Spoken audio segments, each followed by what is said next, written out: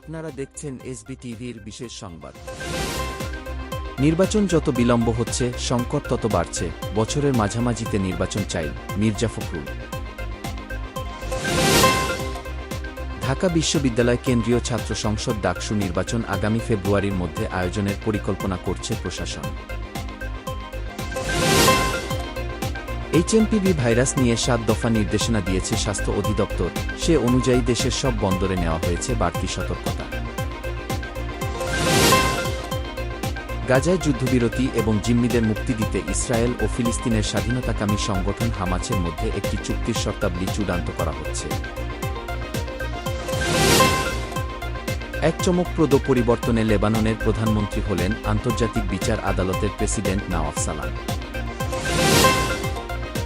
কুম্ভ মেলার উদ্বোধনের সঙ্গে সঙ্গে হিন্দু তীর্থযাত্রীরা ভারতের উত্তর প্রদেশের প্রয়াগরাজের ত্রিবেণী সঙ্গমে পবিত্র জলে পুণ্যস্নান শুরু করেছে।